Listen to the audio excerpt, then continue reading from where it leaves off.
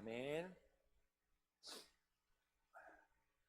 1991년에 미국에서 세계를 깜짝 놀래킬 만한 그런 경매의 물품이 올라왔습니다.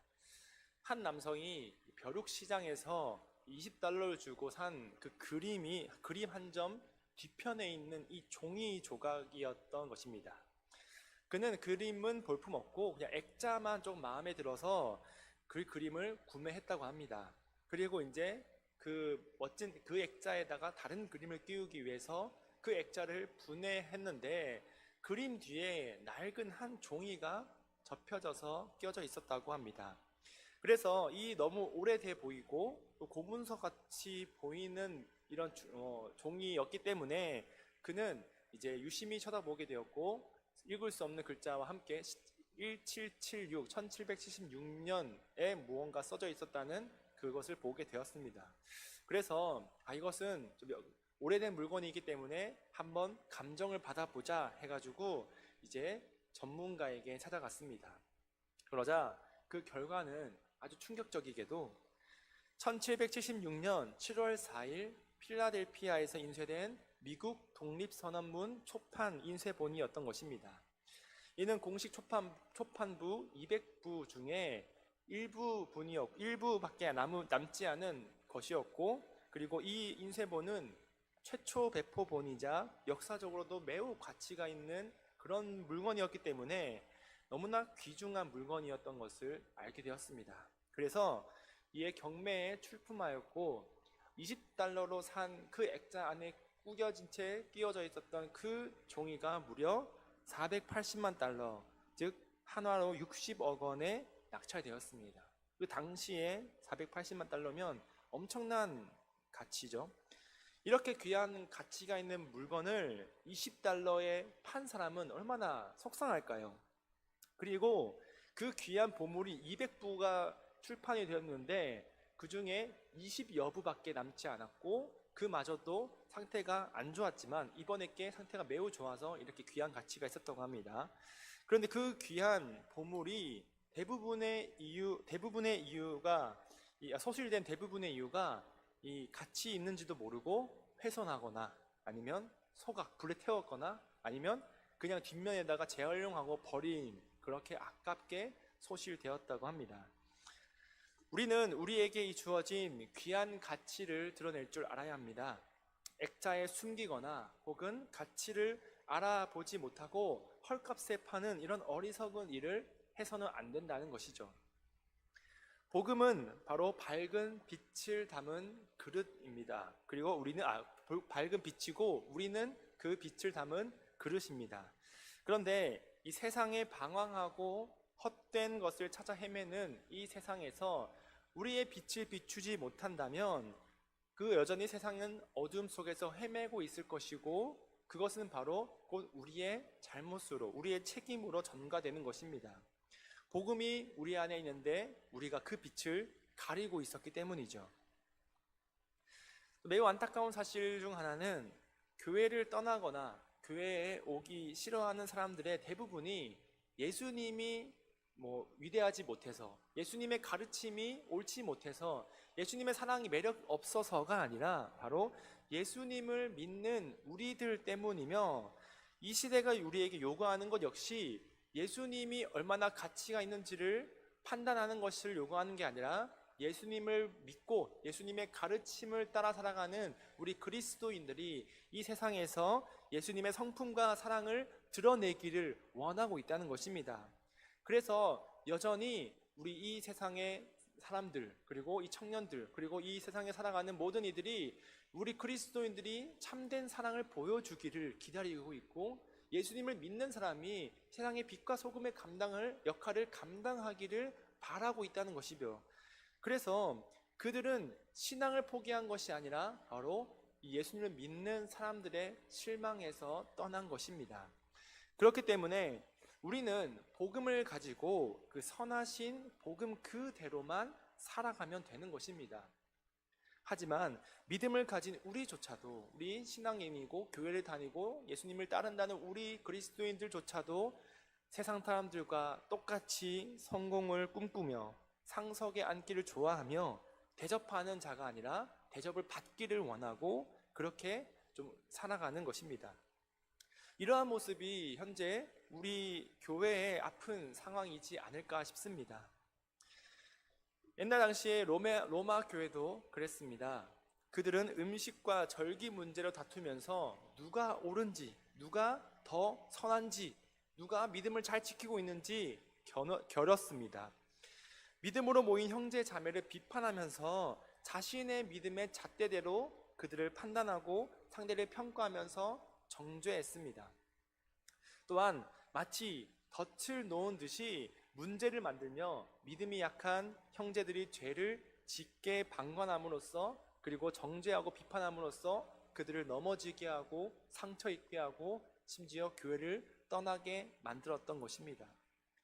그렇게 교회 내에서 복음이 있지만 복음이 제대로 작용하지 않고 이기적인 모습, 그리고 위에 서려는 모습, 남을 비방하여 자신의 우월함을 드러내려고 하는 비판적인 모습을 통해서 복음이 세상 속에서 비방을 받게 되었다는 것을 말씀하고 있습니다. 그래서 바울은 이렇게 말합니다. 너희의 선한 것이 비방을 받지 않도록 해라. 복음이 욕먹는 이유는 복음이 가치 없기 때문이 아닙니다. 복음이 정말로 귀한 것이 아니라서 그것이 욕먹는 것이 아니죠. 복음을 믿는 우리가 복음대로 살아가지 못하기 때문에 복음의 역할에 대해서 의심하는 것입니다. 형제를 거리끼게 하고 사람들을 거리끼게 하는 우리의 모습이 우리 안에 있는 복음이 가치 없어 보이게 만든다는 것이죠. 그래서 오늘 본문은 복음을 빛나게 하는 신앙의 길이 무엇인지를 오늘 본문을 통해서 말씀하고 있습니다. 먼저 첫 번째로 복음을 지키는 길은 형제를 넘어지지 않게 하는 것입니다. 우리 13절 말씀을 함께 읽겠습니다. 우리 13절 시작. 그런즉 우리가 다시는 서로 비판하지 말고 도리어 부딪힐 것이나 거칠 것을 형제 앞에 두지 아니하도록 주의하라. 아멘. 여기에서 부딪힐 것이나 거칠 것은 바로 덫의 이 방아쇠 트리거를 말하고 있습니다. 덫을 딱 설치하고 나서 이제 이 덫이 작동하도록 하기 위해서 무언가 매개체를 놔둡니다. 실을 걸어 놓던가 나무 막대를 세워 놓던가. 그것이 바로 오늘 말씀에서 말하는 부딪힐 것이나 거칠 것을 이야기하는 것이죠. 그래서 믿음이 있다고 하는 자들의 행동이 덫을 세워놓고 마치 그 덫에 실을 걸어 놓은 것처럼 누군가가 그 실을 딱 건들면 바로 덫이 물리도록 죄를 짓게 하도록 그렇게 만드는 행동을 하였다라는 것을 의미하고 있습니다. 그래서 형제가 걸어오지 못하도록 신앙의 길을 가지 못하도록 방해하는 덫과 같은 의미로서 부딪힐 것과 거칠 것을 두었다라고 말하고 있는 것입니다. 즉 내 믿음의 행동이 내가 믿음으로써 하는 행동이 다른 사람의 믿음을 무너뜨리게 하고 넘어지게 하는 그런 신앙의 장애물이 될 수 있다는 것을 우리에게 주의하는 것이죠. WCC라는 단체가 있습니다. 여러분들도 한 번씩은 들어보신 적이 있을 줄 모르겠지만 세계교회협의회라는 단체입니다.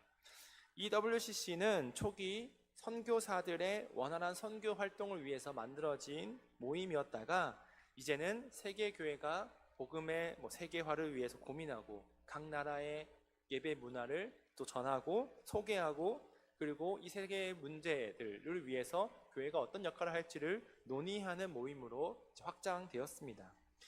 그런데 이 WCC의 이 초기 문제들, 거기에 있는 아젠다 중에 하나가 바로 이 선교에 관한 문제였습니다. 그들은 선교를 할 때 공격적이거나 무책임한 선교를 하지 말아 달라고 당부하는 것이었습니다. 왜냐하면 첫 번째로는 그들의 선교사들의 안전을 위해서였습니다. 선교사들은 이제 선교지에 가서 믿지 않은 사람들 혹은 다른 문화권에 있는 사람들에게 복음을 전합니다. 이 세계 대전 말고 제국 시대의 복음의 전파는 이 강력한 군대와 무기와 함께 선교사들이 와서 복음을 전했기 때문에 그 선교사를 위협할 만한 어려움이 없었습니다. 그런데 이제는 그 전쟁의 시기가 끝나고 난 뒤에 이 선교사들이 선교지에 들어가서 이제 선교 활동을 하기 위해서는 이제 자신들의 신변이 보호되어야 하는 것이죠. 그렇기 때문에 선교사들은 이 대적하는 세력을 만들지 않으려고 하고요. 그리고 자신들의 그런 믿음으로 인해서 상대방의 믿음을 해치는 것에 대해서 굉장히 주의합니다. 왜냐하면 이 이슬람 국가들에서 복음을 전할 때에는요, 이슬람의 그런 중요한 교리들이 있지 않습니까? 그것들이 그들 가운데 어겨졌다고 생각하면 이 이슬람 무장하는 그런 보수주의자들이 쳐들어와가지고 그 모든 마을 사람들을 죽이고 선교사들까지 죽이고 하는 일이 빈번했기 때문이죠. 왜냐하면 그들의 믿음에 있어서는 또 이 종교를 바꾸는 것이 곧 배교하는 것이었기 때문입니다. 그래서 공격적인 선교나 이 무책임한 선교를 통해서 이 선교지에 와서 단기 선교, 잠시나마 있던 그 사람들이 자신의 믿음의 뭐 그런 성공과 믿음의 그런 만족을 위해서 복음을 전하고 돌아갈 때에 남아있는 그런 장기 선교사들에 대해서 안전이 매우 불안전해진다는 것입니다. 그래서 그것들을 자제해주고 현지에 있는 선교사들과 함께 협력해주기를 바라는 메시지였습니다. 또 두 번째는 교회에 대한 이미지의 저하를 막기 위해서입니다. 그들이 하는 땅밟기, 이런 공격적인 선교, 이게 막 무작정 찾아가가지고 예수 믿으세요, 아니면 지옥 갑니다라고 선포하는 그 메시지가 우리에게는 옳은 신앙, 바른 믿음이라고 하게 할 수 있지만, 그들에 있어서는, 믿지 않은 자들이나 그 나라에 있는 사람들에 있어서는 이 예수님을 믿는 그 그리스도, 기독교에 대한 그런 부정적인 이미지를 낳기 때문에 선교사들이 현지에 가서 몇 년 동안 문화에 적응하고 사람들과 친해지고 관계를 만들고 우리가 아는 관계 전도처럼 좋은 이미지를 쌓아가는 그 모든 공든탑이 한 번에 무너져서 교회는 아주 골치 아픈 것이야 라는 그 이미지가 박히기 때문이죠. 그래서 이 아젠다 중에 하나가 바로 선교를 할 때는 공격적이거나 무책임하게 하지 말고 현지에 있는 선교사들과 협업해서 하는 것을 지향하고 있습니다. 이처럼 우리는 믿음이 강한 행위, 내 믿음에 꽃을 피우기 위해서 그곳에 가서 믿지 않은 사람들에게 복음을 전하고 이 다른 종교는 잘못된 것이다라고 주장하고 선포할 수는 있습니다. 그것이 틀린 말은 아닙니다. 하지만 그 믿음의 행위가 바로 누군가에게는 또한 아주 상처가 될 수 있고 누군가에게는 생명의 위협을 느끼는 일일 수도 있다는 것이죠. 그렇기 때문에 믿음이 강한 사람은 할 수 있다, 하면 된다 라고 하지만 사랑이 있는 사람은 그럴 필요 없다라고 말합니다. 믿음으로 우리는 강하게 나아가야 한다, 해야 한다라고 주장하지만 바울은 믿음의 이 우직한 행동이 누군가의 상처를 주기도 함을 일깨워주면서 우리가 사랑으로 행하도록 권면하고 있다는 것입니다. 그래서 사도 바울은 믿음, 소망, 사랑 중에 그 중에 제일은 사랑이라고 말하는 이유가 여기에 있으며, 우리 기독교가 믿음의 종교가 아니라 바로 사랑의 종교라는 이미지가 있던 것이 바로 이런 의미입니다. 그래서 15절에 보시면 만일 음식으로 말미암아 내 형제가 근심하게 되면 이는 네가 사랑으로 행하지 아니함이라. 그리스도께서 대신하여 죽으신 형제를 네 음식으로 망하게 하지 말라라고 말씀하는 것입니다. 우리의 믿음의 말 한마디, 나의 강한 그 믿음의 행동이, 태도가 누군가의 믿음을 방해하고 흔들 수 있습니다. 우리가 아무리 성숙한 믿음을 가지고, 우리가 아무리 옳은 믿음을 가지고 내가 하나님 앞에 말씀대로 바른 행동을 한다 하더라도 그 안에 사랑이 없이, 우리 타인에 대한 배려가 없이 그것을 행동하게 된다면 그것이야말로 그 형제가 근심하게 만들고, 그리고 그 음식으로 내 그리스도께서 대신하여 죽으신 형제를 망하게 하는 길이라는 것을 우리에게 말씀하는 것입니다. 그래서 우리가 중요한 것은 믿음의 옳고 그름을 따지는 것이 아니라 바로 우리 형제를 사랑하고 그에게 상처를 주지 않기 위해서, 또한 그가 낙심하고 우리가 넘어지지 않기 위해서 우리가 보듬어 세우고 사랑으로 대하는 것입니다. 어느 날 미국 링컨 대통령이 한 젊은 군 장교를 백악관으로 불러서 이제 식사 교제를 하였습니다. 이 식사 중에 그 젊은 군인은 긴장을 한 나머지 식탁 예절도 잘 몰라서 이 수프를 소리내어 먹고 있었다고 합니다. 그리고 포크도 떨어뜨리는 이런 실수가 잦았다고 해요.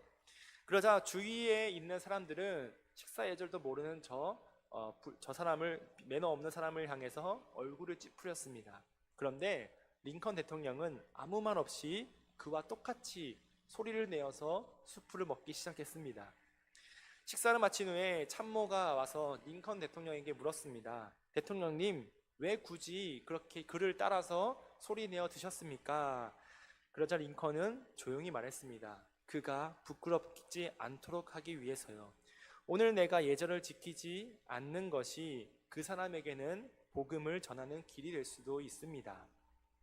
링컨은 예절을 몰라서 안 지킨 게 아니라 사랑 때문에 자신이 예절을 포기한 것입니다. 이처럼 진짜 빛을 드러내는 복음은 옳고 그름을 따지면서 그들에게 선을 긋고 정죄하는 것이 아니라 바로 사랑 때문에 내가 옳다고 주장하는 그 행위마저도 내려놓을 수 있는 이 배려에서 나온다는 것입니다. 형제를 사랑하고 타인을 사랑하기 때문에 나를 내려놓을 줄 아는 믿음이 복음을 지키는 길이며 믿음을 세우는 동력입니다. 이러한 믿음으로 형제를 사랑하고 우리 형제를 넘어지지 않게 하며 자신을 절제함으로써 형제를 향한 사랑을 보여주는 우리 모두가 되길 간절히 소망합니다. 두 번째로는 복음을 드러내는 길은 말이 아니라 삶에 있습니다. 16절 말씀을 함께 읽겠습니다. 시작. 그러므로 너희의 선한 것이 비방을 받지 않게 하라. 이 선한 것은 복음 자체이자 이 복음으로 얻은 자유를 의미합니다. 그렇기 때문에 우리는 이 자유함을 입은 사람으로서 하나님께 영광을 돌리는 삶을 살아야 하는 것이죠. 그런데 우리는 먼저 우리의 자유함이 어떻게 주어졌는지를 돌아보고 우리가 기억할 필요가 있습니다. 하나님은 우리를 죄의 노예에 속해 있던, 구속되어 있던 우리를 헐값으로 사신 것이 아닙니다. 그냥 구출해낸 것이 아니죠. 바로 하나님의 독생자 예수 그리스도를 이 땅에 보내심으로써 우리를 대신해서 생명을 값을 주고 우리를 사셨습니다. 죄 없는 예수님이 우리를 위해서 그 거룩하신 피를 흘리심으로 우리가 죄에서 구원받아서 자유함을 얻게 된 것입니다. 이는 그 누구도 감당하지 못하며 누구도 대신할 수 없는 귀한 생명으로 우리의 생명을 대신하셨습니다.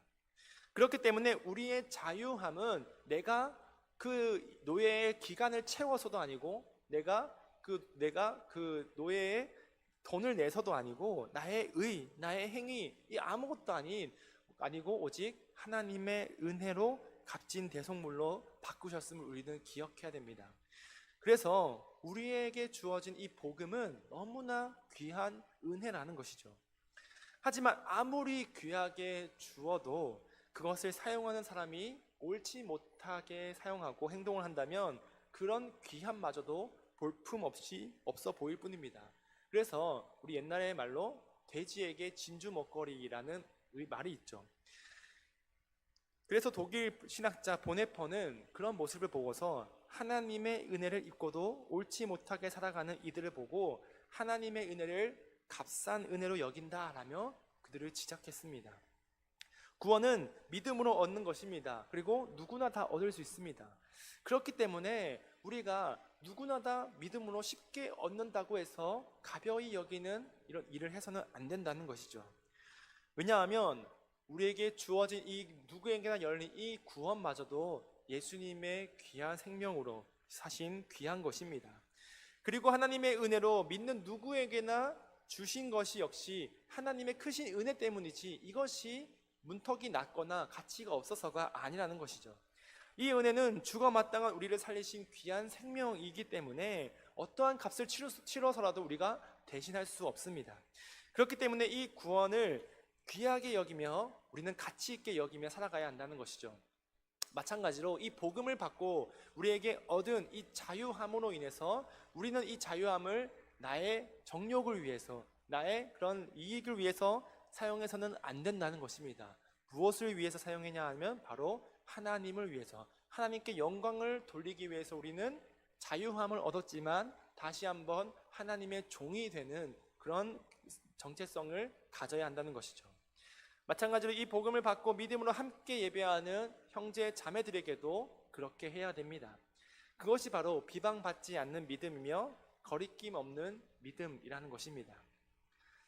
저는 우리 교회 성도님들이 힘든 삶 가운데서도 서로 화합하며 배려하고 그리고 교회를 사랑하는 마음이 많이 느껴져서 참 감사하고 즐겁습니다. 우리 안에 있는 복음이 얼마나 힘쓰느냐를 알기 위해서는 이 성도들의 나눔을 보면 알 수 있습니다. 모이기에 힘쓰고 서로를 위해서 기도하고 그리고 안부도 묻고 그리고 서로의 부족함을 채워가고 빈자리를 메꾸어가는 그 모습이 바로 예수님이 우리에게 주신 이 복음의 형상화되어서 우리 안에 열매를 맺어서 보여지는 것인 거죠. 그렇기 때문에 이 복음의 본질은 바로 형식에 있지 않고 바로 어떤 계명을 잘 지키고 규율을 잘 따르고 교회에서 정해진 규칙대로 살아가는 것 그리고 옳고 그름을 판단하여서 옳은 대로만 행동하는 그것이 바로 그 복음의 본질이 아니라 바로 복음의 본질은 우리의 관계에 있습니다. 내가 하나님과 얼마나 친밀한 관계를 가지고 있느냐, 내가 성도들과 어떠한 교제를 하고 있느냐, 여기에서 복음의 본질이 나타나는 것이죠. 사도 바울은 17절에 이렇게 말씀하고 있습니다. 하나님의 나라는 먹는 것과 마시는 것이 아니요 오직 성령 안에 있는 의와 평강과 희락이라. 여기에서 먹는 것과 마시는 것이 바로 우리의 행위, 규율, 율법이 아니라는 것입니다.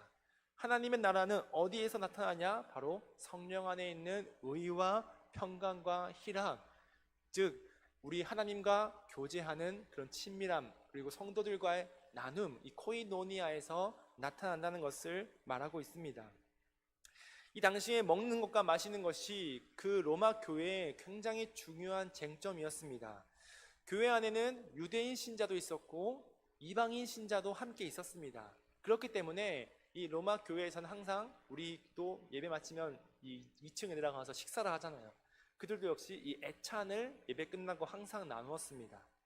그런데 이 예배 끝나고 낳는 이 애찬식은 바로 형제 자매임을 고백하면서 우리가 하나님 안에 한 가족임을 의미하는 식사임에도 유대인 신자들은 이 정결법을 들이밀면서 너희 이거 먹는 것 이거 율법에 그릇된 것이야, 죄 짓는 것이야, 먹으면 안 돼. 하지만 이방인 신자들은 아니야, 우리는 예수님의 피값으로 구원받았어, 이런 것들은 상관없어, 나는 예수님의 믿음으로 괜찮아, 구원받는 거야 라고 하면서 서로 다툼이 잦았던 것이죠. 그래서 이 주방에서부터 막 싸움이 일어나니까 상처 입고 심지어 교회를 떠나는 사람들도 생겨나기 시작했던 것입니다. 그렇기 때문에 바울은 하나님의 나라는 그 음식에 있지 않다, 하나님의 나라는 그 율법에 있지 않다, 하나님의 나라는 그 형식과 규율에 있지 않다, 하나님의 나라는 바로 이 사랑에 있다, 우리에게 주어진 이 교제, 관계에 있다는 것을 말씀하고 있습니다. 그래서 나온 것이 바로 의와 화평과 희락이죠. 사도 바울이 왜 많은 성품 중에 의와 화평과 희락을 여기에서 소개하냐면 바로 의는 하나님과의 바른 관계를 의미합니다. 내가 하나님과의 그런 말씀으로써 교제하고 친밀한 관계를 맺음으로써 이 선하신 하나님을 닮아가는 것, 그것이 바로 의입니다. 평강은 바로 이웃 간의 화목된 관계를 의미합니다. 우리가 서로 평화롭게 그리고 싸우지 않고 다투지 않고 서로 배려하는 그 화평을 이야기하는 것이죠. 그리고 마지막에 나온 희락은 바로 성령 안에서 나타난 영적인 기쁨, 즐거움을 의미합니다. 즉 사도 바울이 원하는 교회의 모습은 이러합니다. 성도가 하나님과 친밀한 관계를 맺음으로써 주님의 선하심을 닮아가고 그리고 성도들과 좋은 교제를 하면서 화평하고 서로 다투지 않고 배려하는 사랑의 모습으로서 함께 나누고 그리고 우리 성령 안에서 주는 즐거움과 기쁨이 늘 충만한 그런 은혜가 있는 삶, 그런 모습이 바로 사도 바울이 얘기하는 아주 바람직한 그리스도인의 모습을 이야기한다는 것이죠. 그렇기 때문에 이 복음에서 가장 중요한 본질인 이 관계, 하나님과의 관계, 성도들과의 관계, 그리고 내 안에 내재하는 성령님으로 인한 즐거움과 기쁨이 충만한 것이 바로 우리에게 중요한 믿음의 모습이라는 것을 말하고 있습니다. 우리 이런 모습이 우리 도일교회도 추구해야 할 아주 아름다운 모습인 줄로 믿습니다. 그래서 우리에게 이런 주어진 귀한 가치인 복음이 잘 드러나도록, 그리고 그 빛이 밝게 비춰지도록 우리의 문을 열고, 마음의 문을 열고 나아가야 하는 것입니다. 빛을 가졌음에도 그것을 비추지 못하는 우리의 모습을 보면서 이 세상 사람들의 비방을 받지 않도록 우리의 삶을 복음으로 드러나게, 하나님과의 관계, 그리고 성도들과의 관계, 그리고 그 즐거움으로 피어나는 이 빛을 통해서 우리 세상에서도 우리를 보면서 하나님을 알아보고 하나님께 영광을 돌리고, 그리고 하나님의 나라를 세워가는 우리 도일교회의 모든 우리 성도님들 되시길 간절히 바랍니다. 그래서 늘 즐거워하고 기뻐하는 신앙을 통해서 주님이 주신 이 귀한 복음을 아주 가치 있게 나타내는 우리 모두가 되길 소망합니다. 세 번째는, 복음을 빛나게 하는 사람은 바로 세움을 택하는 사람입니다. 14장 19절 20절을 말씀을 함께 읽겠습니다. 시작. 그러므로 우리가 화평의 일과 서로 덕을 세우는 일을 힘쓰나니 음식으로 말미암아 하나님의 사업을 무너지게 하지 말라. 만물이 다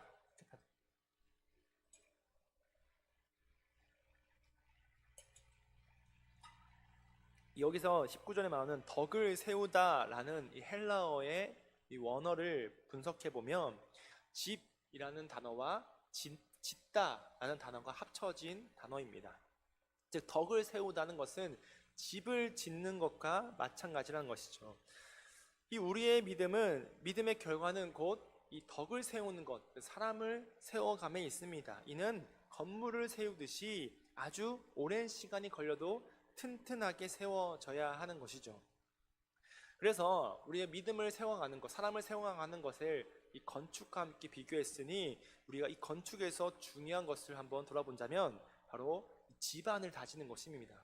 이 공사를 할 때 땅을 평평하게 하고 단단하게 하는 것이 공사의 한 50%라고 해요. 이거 하는데 굉장히 오래 걸리고, 그리고 세우는 데는 금방금방 세운다고 합니다. 이처럼 우리 건축에도 가장 중요한 것이 지반을 다지는 것처럼 이 믿음을 가지고 세워가는 것, 사람을 세워가는 것 역시 이 지반을 다지는 것이 굉장히 중요하죠. 그래서 예수님께서도 우리를 향해서 반석 위에 세운 교회라고 부르시듯이 이 집을 짓기 위해서는 우리에게 평평하고 단단한 그런 지반이 있어야 튼튼한 집이 올라갑니다. 우리 VIP 이 초청 사역도 이 집을 세우는 것과 마찬가지입니다. 좋은 관계를 쌓는 것, 좋은 관계를 세워가는 것, 그리고 그 사람을 만나기 전에 우리에게 좋은 이미지를 만드는 것이 바로 이 집안을 다지는 작업이죠. 이 작업은 얼마나 오래 걸릴지 모릅니다. 그리고 이 작업이 굉장히 고되고 힘듭니다.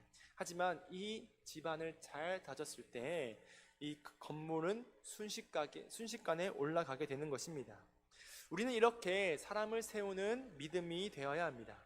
좋은 믿음은 남을 이기려 하는 것이 아니라 남을 세우는 것입니다. 2016년 리우 올림픽 여자 500m 예선 경기 중에서 이 뉴질랜드 선수 니키 햄블린과 미국 선수 애비 다그어티가 달리고 있었습니다. 근데 뉴질랜드 선수 햄블린이 다른 선수와 부딪혀서 넘어지게 되었고, 바로 그 뒤를 쫓아오던 이 다그어티 역시 그 넘어진 햄블린과에 걸려서 넘어졌습니다. 두 선수 모두 순간적으로 경기에 멈춰졌지만 아주 놀라운 장면이 보여지게 되었습니다. 바로 다그어티가 먼저 몸을 일으킨 뒤에 자신 앞에 쓰러진 이 햄블린을 향해 손을 내밀었기 때문입니다.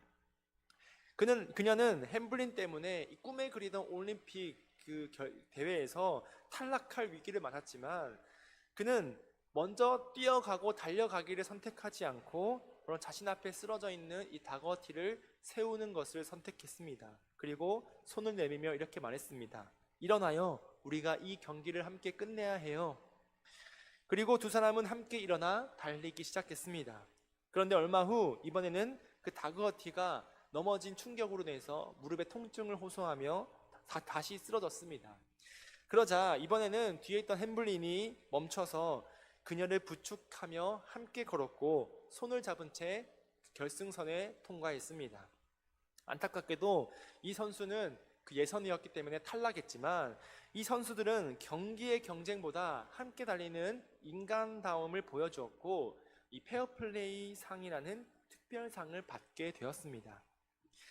세상은 이긴 사람에게 메달을 주지만 하나님은 세운 사람에게 상을 줍니다. 복음은 남보다 앞서가야 하며 넘어가야 하는 경주가 아닙니다. 넘어진 자를 일으켜 세우며 함께 완주하는 믿음입니다.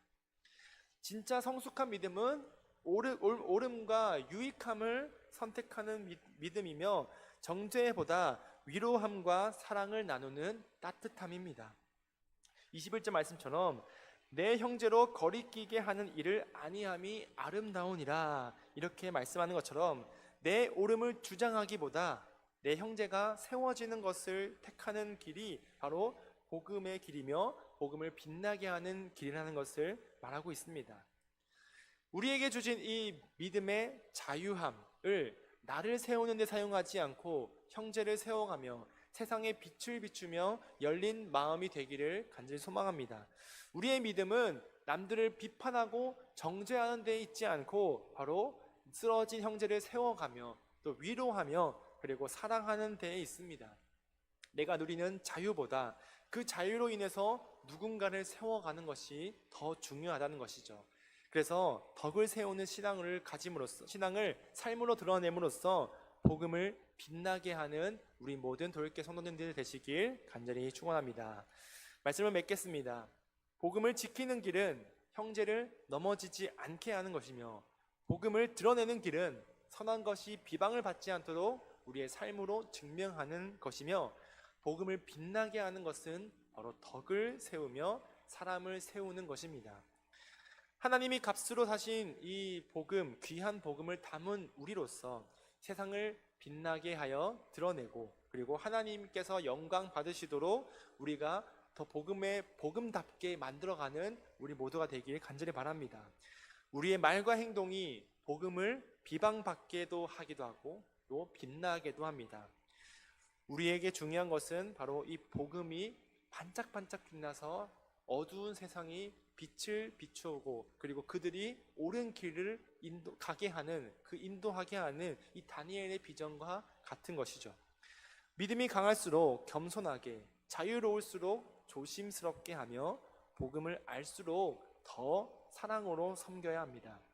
나의 말 한마디가 나의 행동 하나가 누군가의 믿음을 세우는 복음의 향기가 되게 하시며 나로 하여금 내 주변의 모든 이들이 하나님을 알고 그리고 복음으로 세워지며 믿음이 전해지는 축복의 통로가 되게 해달라고 결단하며 또 기도하며 또 그렇게 살아가시는 우리 모두가 되길 간절히 소망합니다. 기도하겠습니다.